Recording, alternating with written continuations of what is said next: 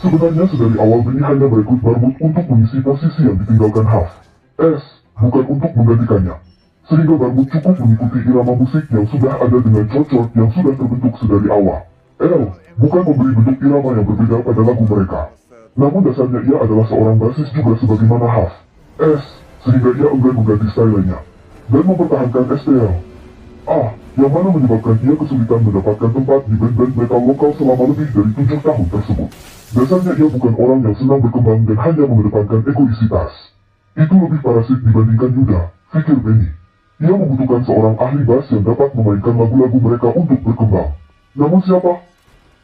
Benny tidak memperdulikan hal itu. Baginya hal tersebut biarlah demikian dahulu. Dan apa permasalahan kuliah yang sedang dihadapinya adalah hal yang harus didahulukannya pada saat itu. Waktu terkadang memang terasa lambat jika kita sedang menunggu sesuatu. Namun sangat tidak terasa jika kita menjalaninya dengan rutinitas yang sesuai. Atau yang kita harapkan.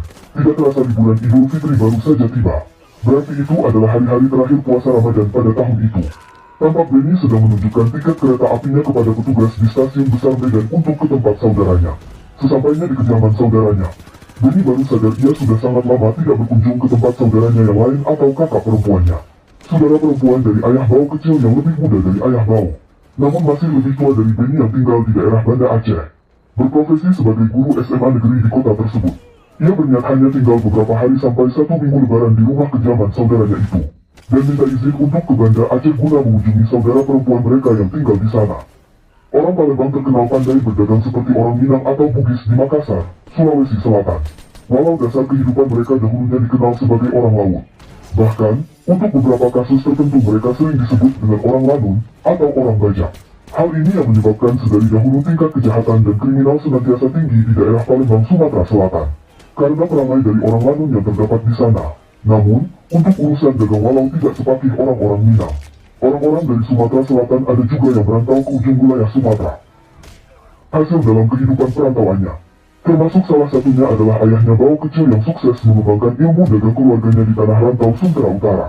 Oleh sebab itu, ia telah diberi tugas oleh kedua orang tuanya untuk membantu kedua adiknya, dan berhasil membiayai adik perempuannya, sampai ke jenjang guru SMA dan kemudian bertempat tinggal di Banda Aceh, karena menikah dengan seorang pemuda yang berasal dari daerah Banda Aceh, yang sempat berkuliah mengambil jurusan hukum di Universitas Sumatera Utara. Oleh karena itu, tentu saja saat pengajuan izin dari Benny untuk mengunjungi saudara perempuan mereka di Banda Aceh, membuat senang ayah Bau kecil. Bagaimanapun hasil perdagangannya tahun itu cukup baik dan menggembirakan. Tak pelak lagi mereka merencanakan untuk berangkat mengunjungi keluarga saudara perempuannya itu bersama seluruh anggota keluarganya, termasuk istrinya dan anak mereka Bau kecil dan tentunya Justice Bau, yang juga diajak serta dalam perjalanan itu. Perjalanan itu cukup melelahkan. Setidaknya hampir 17 jam mereka dalam perjalanan, sebelum akhirnya sampai ke tempat kediaman saudara perempuan ayah Bau kecil. Dan selama perjalanan itu sudah 4 kali Barbut menghubungi Benny.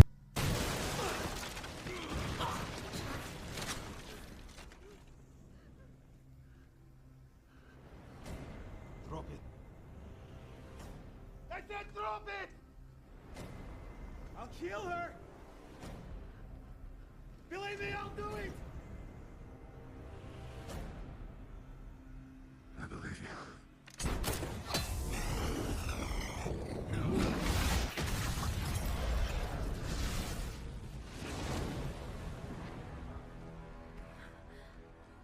It's okay.